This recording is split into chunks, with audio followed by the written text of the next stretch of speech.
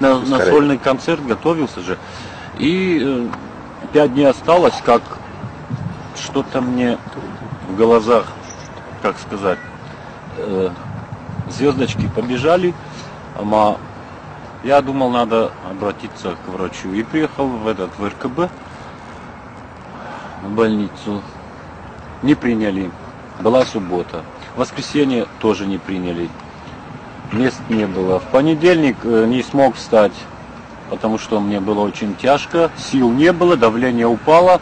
Где-то 60/40 уже было давление. Я себе говорю, Русик, вставай. Одну ногу вот так еле-еле снял с кровати, вторую тоже. И приехал. Привез меня сосед. Приехал, анализы быстро сдали. Результат хирург посмотрел. И он мне ничего не сказал, конечно, естественно. И решил, наверное, делать сразу экстренную операцию. Вот я помню такой момент, что он мне говорит, не уходи. Я говорю, а можно мне домой пойти? Он говорит, нет, какой домой? Посиди здесь. Он, оказывается, пошел, собрал всех, предупредил экстренно. Я лежу уже на операционном столе и наблюдаю, как они готовятся. Кто там шприцы заправляет, кто что делает. И в этот момент я ушел вот так.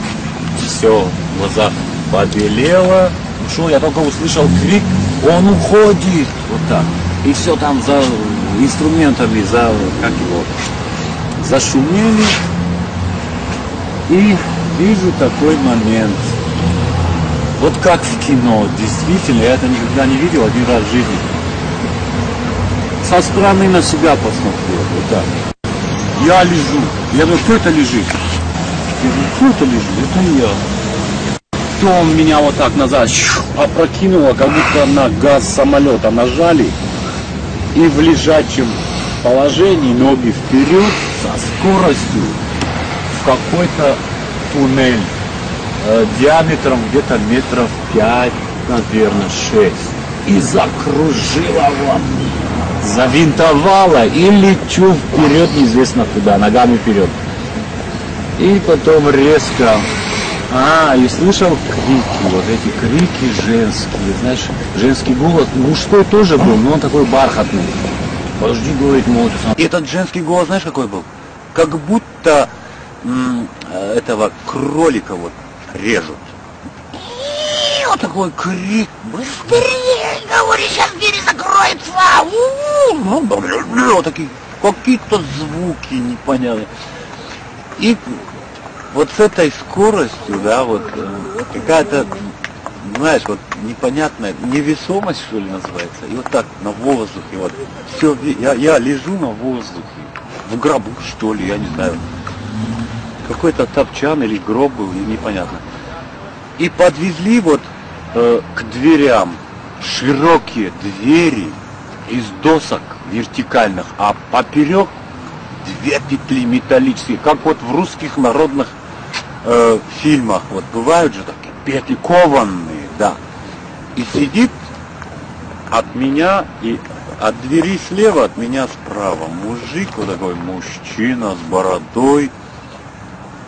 Я не испугался, я смотрю, думаю, кто это такой мужик сидит здесь?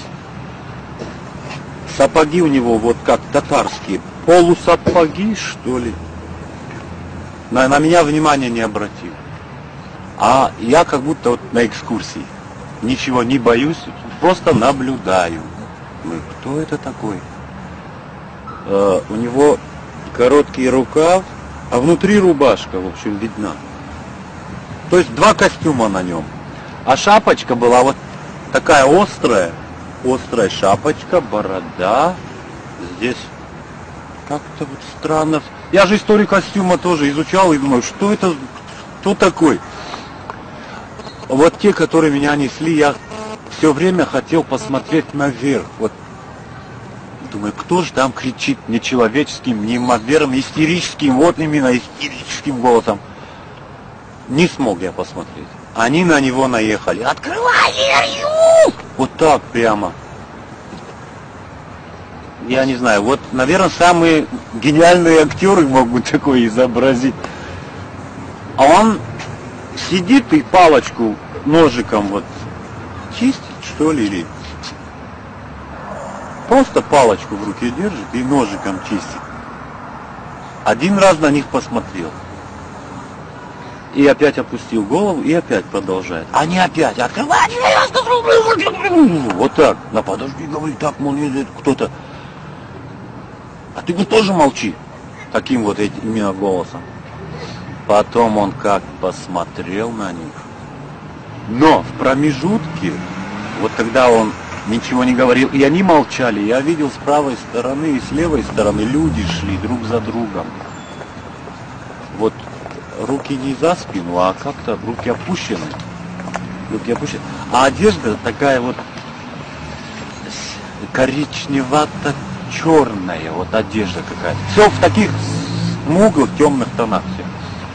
И все мои знакомые, они шли вот от мужчины слева, не ко мне, а вот мимо меня, в 2 метрах, в 2 шагах от меня.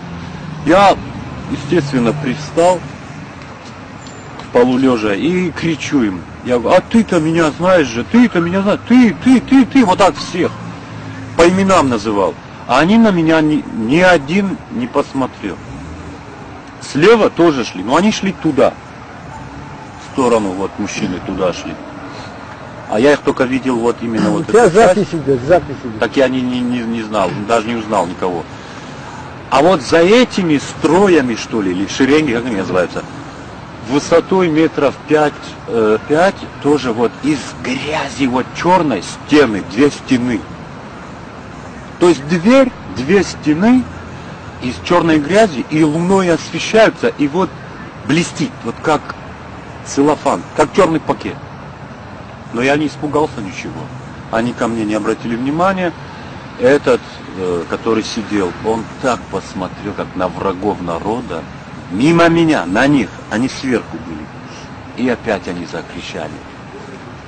Фаштама! Назад, мол, вон двери нет. Я же сказала, что, мол, опоздаем, двери закроются. И вот опять с такой же скоростью меня обратно. Только не ногами, а вот головой назад. Все вот именно вот так кружась. Так мне было хорошо, когда именно летел. Вау! Как будто, наверное, с парашюта прыгают, то же самое бывает.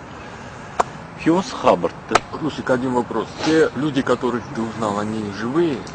Нет, люди, которых я видел, они уже там, они, их нет в живых, они уже, но всех я знал. Это вот ровесники моего отца, там даже молодые были. Но ни один из них на меня не обратил внимания. Как будто бы были они далеко, или они меня не знали. Ору. Я говорю, слушай, кто? Везде, говорю, меня знают, а вы что, меня забыли, что ли? И не посмотрели даже. Вот так. Потом я уже очнулся в реанимации, где я 23 дня пробыл.